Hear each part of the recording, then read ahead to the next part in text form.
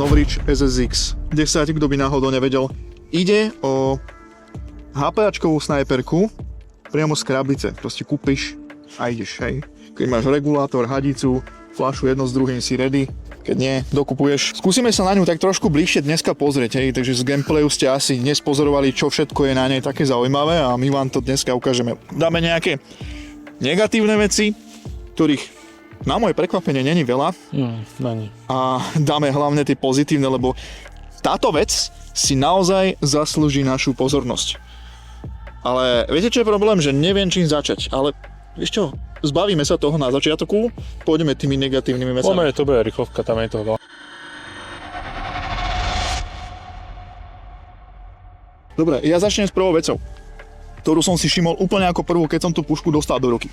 Skúšal som vyťahovať zásobník s hrubými rukavicami na Airsoft. Problém je, že vlastne zásobníkový release, mag release máš vo vnútri. Tak to nejako by ste to teoreticky mohli vidieť. To znamená, že ty keď chceš dať von zásobník, musíš tam strčiť prst, stlačiť to a pustiť ten zásobník von. Teraz som si úprimne není úplne ale istý, Paťo, či som to náhodou nevybehal, lebo teraz to ide oveľa ľahšie než predtým. Hej, zdá sa mi to je pekne, ten zásobník tam padá, tým, čo sme predtým sa hrali s tým, keď to došlo z boxu, z krabice, tak sme mali problém aj ten zásobník tam narvať, si pamätáš, ne? No, veď práve. A teraz to celkom pekne akože ide. Akože asi by som povedal, že na začiatku to pocítite a asi časom sa to trošku povolí, vybeha a je to také príjemné. Stále je tá malá diera za mňa, je tam malé, toto vybranie tam je veľmi, tie zúbky sú veľmi malé, že keď máš tie hrubšie rukavice, tak to bude trošku problém. Ale čo týka, keď máš tenké nejaké rukavice, alebo hráš bez rukavic, čo by som neodporúčal, tak je to znesiteľné. No rozhodne, keď hráš so snajperkou, tak všeobecne ti odporúčam nejaké tenšie rukavice, lebo predsa len nejdeš do styku s tými hráčmi na 5 metrov, takže určite. Ale ako som spomínal, ako s hrubými rukavicami som mal problém, s tenkými mám rukavice konkrétne od Cygnus Armory a úplne v pohode. Tie zásobníky ale celkovo sú také zvláštne, oni budú na nich pracovať, budú ich vylepšovať. Aj teraz keď si všimneš, tak vlastne mi tam tá guľa takto odstáva, to není podľa mňa úplne dobré. Nie, a prvé za chvíľku toto čukne, že vyletíte pol zásobníka von. Čo sme sa aj s tým ako stretli pri hrách, aj to, že keď to plníš, tak ti to vyletí párkrát, polka zásobníka ti proste vybzičí von. Takže, ale hovorím, to už aj tebe to aj poslali, nie? No, a k tomu sa chcem dostať. Oni tie zásobníky pravdepodobne majú už fixnuté, takže toto by nemal byť vôbec problém. Hej. Poslali mi nové zásobníky a tie vyzerajú byť v pohode, hej. Tam vyzerá, že to všetko funguje, takže toto negatívum, čo sa toho týka, by malo byť v poriadku, lebo pri tomto základnom je to strašne aj citlivé, keď sa tohto vlastne vypustú rýchlo, alebo trošku tvrdšie dotkneš, tak hneď vypustíš gule, čo môže byť problém, ale pri tých nových zásobníkoch je to podľa všetkého fixed. Ďalšie negatívum je trošku také možno menšie, by som povedal, a možno väčšie, záleží, že tá pažba pravdepodobne nebude k bálení. To je škoda za mňa, to si budeš musieť dokupovať. Končia negatíva. Konečne v podstate negatíva. Nemáš nič. Mám tam ešte pár vecí takých slabých, ale skús. základe tá puška dojde v podstate, aspoň nám teda došla, alebo tebe došla, s týmto ventilom, ktorý je obojstranný. Tým pádom nevieš využiť plyn. No inak to je vec, ktorú by som mi možno by som to aj tak control.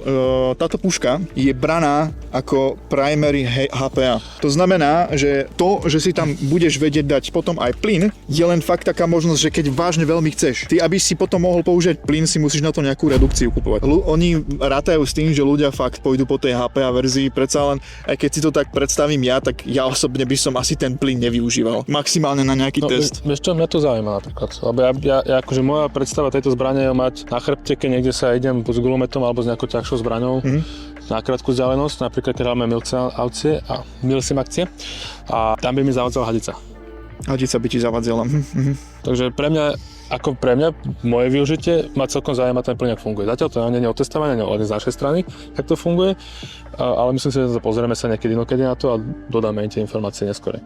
No pozri sa, ja ti poviem na to vec, mne tá hadica napríklad vôbec nevadila. Ja som jednoducho, tá hadica, jak má toto, ty si hovoril, že možno, že by bolo asi lepšie, aby bola hadica. Nie, práve že nie, to som práve, že bol rád za toto, lebo ja to mám momentálne na svojom HPčku, tak to je vedené. No. A tam je ten problém, že to dosť hadicu často lámeš. Keď sa chceš oprieť, hotovo.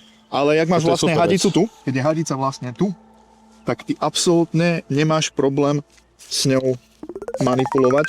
Nič sa ti nikde neláme a proste ideš, takže podľa mňa v pohode aj na tých milsimkách by to bolo dobre.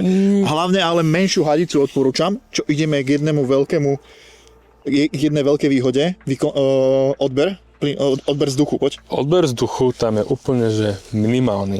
Ja som s tým odohral v podstate 2 hodiny hry s výstrelov. Ja som s tým trošku hral viac aj, ne že na blízko, že som s tým išiel, ale viac tak akčne ako snajperku, skôr ako DMR-ku som to používal. Po nejakých 4-5 zásobníkov z tohto tu vystrelených, čo koľko má kapacitu jeden zásobník? 28 rán, tuším. Tak mi z 0,8-čkovej fľaše nezmizlo, že nič. Takže fakt stačí ti proste malá fľaštička. Aj s tým, tu je v podstate ešte veľká vzduchoprázdno, ktoré sa využíva, keď používaš plyn. No. A ty vždy, keď pripojíš hadicu, odpojíš, tak ti vysyč všetko von, alebo nasyč všetko dovnútra. Aj s tým je tá spotreba fakt minimálna. Fakt som pozeral na tú fľašu a fakt som bol zvedavý na tú spotrebu, lebo to je ďalšia vec, také jemné negatívum pre mňa, že za mňa na 160 pezičok má 2,8 joule na 45kách. No mám iné zbranie spravené na HPA systém a viem, že sa tam dá pohrať s tým výkonom, aby nepotreboval si také. Jasné. Ale zase zober si, ja som s tým hral na 2,3 joule. No. A čo to dokázalo? Poďme sa, ja takisto. 80 metrov na kríž.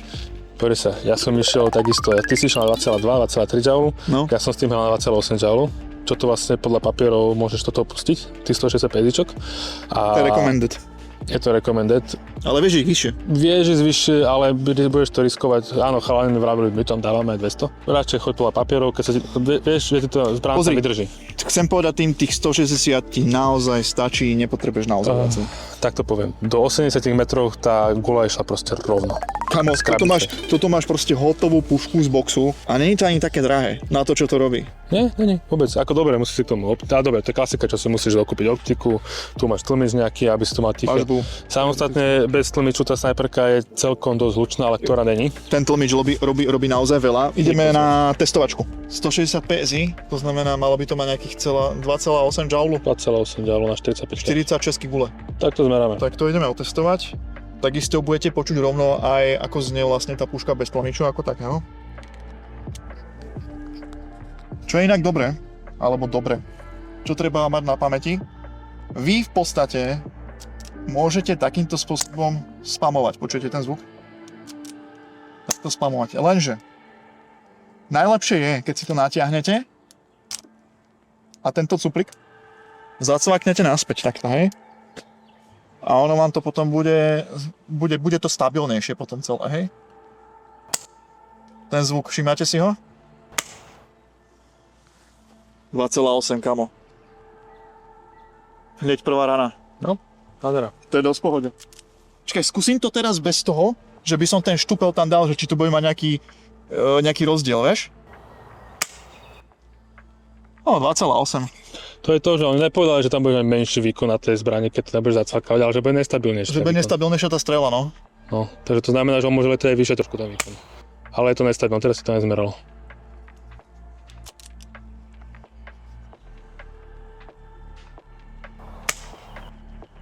No, 2,8. Akože trošku tam akože sa to láme, ale to sú fakt, že stotinky. Pozri sa. To je dosť dobre, kámo. A teraz ešte raz si predstavíme ten zvuk, hej? Počúvajte to. Jo? Dáme tam tlmič. Inak toto sú vlastne nové tlmiče od Novriča. On vlastne tam má inak robenú teraz tú penu. No jednoducho je to... Membranové? Nie, membranové. Máš tam v podstate jeden krúžok je vystúpený viac, druhý zase viac má väčší priemer vnútorný a tým pádom ti tam spraví takú tú vzduchovú bublinu, kde vlastne ten zvuk ti vlastne sa pohltí. A máš to takto za sebou... No aj kameru. Takto to máš za sebou v podstate riešené, neviem koľko tam je. Tých, dajme tomu 10 kusov tam je nejakých takých a takto je to membranov riešené. Membranov, jak si to nazval ty. Počúvajte.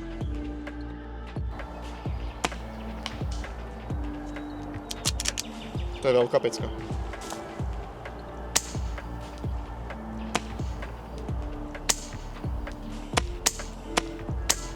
Inak ale akože čo sa týka aj celkovo toho tela, jak je to ľahúčke. Je to ľahúčke a veľmi pevné. Veľmi pevné.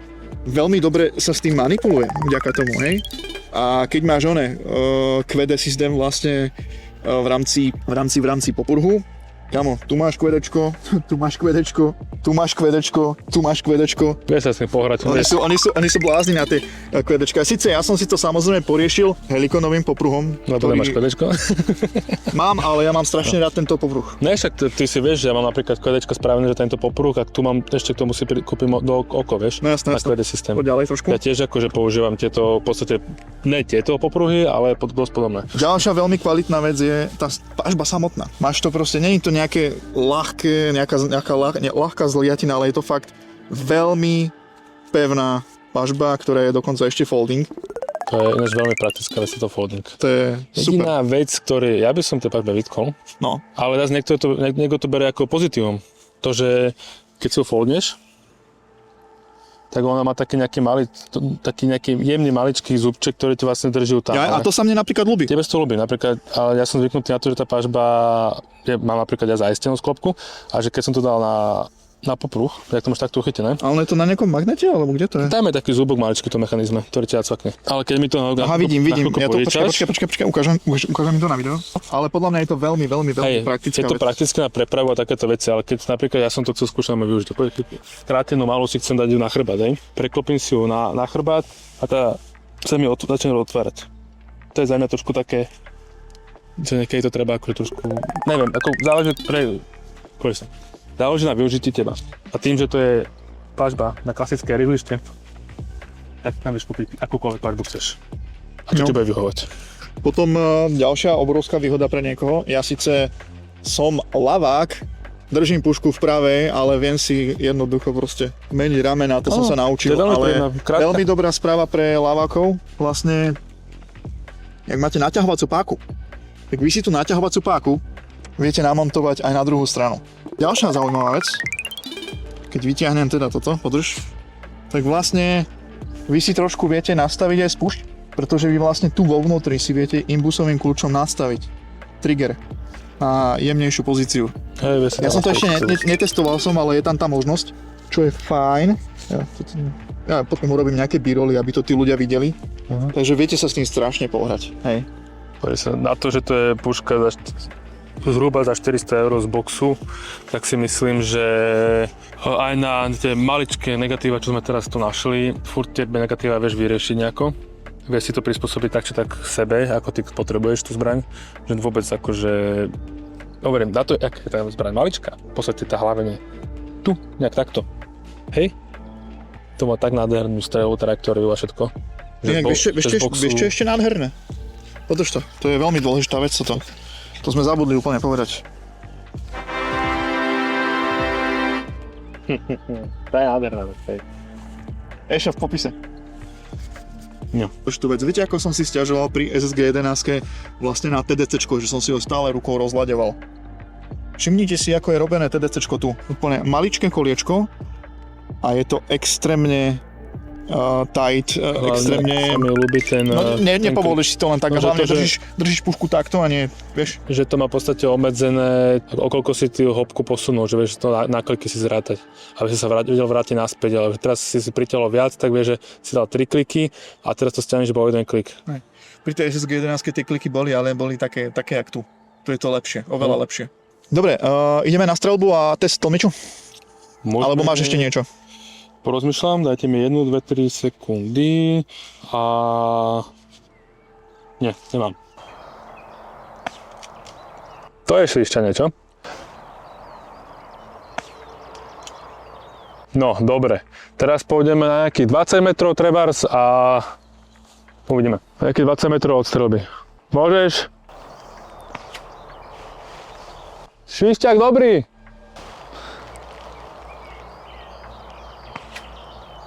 Nádhera. Momentálne sme tak plus minus 30 metrov vzdialení strela s tlmičom.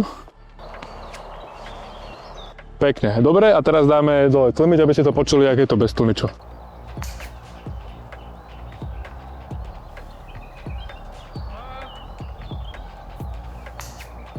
No. Ešte ma napadla jedna vec, ktorú som zabudol ukázať. Vlastne ten výpust tých gulí, jak má vlastne Maxa, tak oni to majú vlastne tak podobné, aby ľudia nezabudali na to. Lebo pozri, trošku taký možno, neviem, Není to úplne nevýhoda, lebo napríklad keď má snipa, tak asi poistku vždy znávazne preč, ale táto puška nemá poistku vôbec. Takže robte jednu vec, ktorú vám teraz ukážem. Ukáž mi prosím ťa šachtu zásobníkovú. Vlastne tu máte taký cuplík. Ten keď stlačíte, tak vám vlastne odtiaľ vyletia gule, ktoré vlastne ostali vo vnútri. To vlastne preventne tomu, že keď máte stále zbraň na hadici, alebo keď máte teda v tej zbrani plyn, hej, to je inak ten problém, čo som ti hovoril, že ty keď máš tie gule vo vnútri stále, nevyťahol si ich, máš stále plyn a náhodou nechtiac niekde na respawne, na ozone, stlačíš spúšť, tak môže byť problém. Hej. Takže vždycky nezabudnite vlastne tým cuplikom si tie gule vyťahnuť alebo vystrieľať ich všetky, aby ste si boli istí, že vo vnútri nič není. No dobre. Takže tak, keď to zhrnieme, aké sú tvoje pocity? Dosť pozitívne. Akože zahral som si to veľmi pekne. Dal som si za to, že som hral prvýkrát so sniperkou v podstate veľmi pekných pár longshotov. Ja takisto. Akože môj ten feeling bol taký, že hej, chcem s tým hrať ďalej. Ja osobne som akože tiež dosť impressed a hovorím ako za mňa toto je najlepšia sniperka, ktorú mal Novrič. Hej, je to také super, hlavne to, že v podstate ideš, nemusíš naťahovať nejakú strašnú veľkú Inak teraz sme to akurát vyskúšali dať tú naťahovaciu paku na druhú stranu pre laváka. Poď sa tak, aké to je jednoduché nabiť. Si zamierený. Ospravedlňujeme sa, že nemá chalan teraz okuliare, len nie sú tam gule teraz, hej. Si zamierený, hej, a len spravíš toto. Jo. A hlavne nezabudnite si vždycky, keď vlastne natiahnete tú páku, tak ten štúpel potom vždycky znova zasunte, aby vám to... Lebo ukáž, rob to. To môžeš pozrieť skoro z druhej strany, ak to vidia. Nech si to pozrú odtiaľto. Túto stranu. Že vlastne ono to celkovo, keď potom vystrelí, potom sa jemne pohne. A nie je to také, ja by som povedal, že raz sa to pohne menej, raz viac. A tam sa podľa mňa vznikajú tie vychyly, tá vychylka v tom. No, vychylky. Pokiaľ chceš mať najstabilnejšiu strelu, tak to vždycky zasúvaj. A akože ja som si na to zvykol a už mám proste na tom svalovú pamäť, takže pohoda. Ako troška škoda za mňa, ja som zvyknutý v podstate, že by mi to mohlo sa instantne vrátiť samé dole, ale... Mne to vôbec nevadí. A teraz, čo budú mať aj toho levára vlastne na to, tak dokonca ten levár ti to bude celé, ten mechanizmus takto pohybovať, čo je super. Dobre, takže toto je za nás všetko. Ak budete chcieť ešte nejaké informácie ohľadom nej, kľudne píšte. A napíšte váš názor, čo si o tejto nádhere myslíte, lebo ja osobne som fakt brutálne impressed. Ako veľmi sa teším, keď si s ňou znova zahrám. Jo? Takže sa majte krásne a ja idem ešte nejaké b-roly natočiť, mám pár percent batérie. Čaute. Čaute.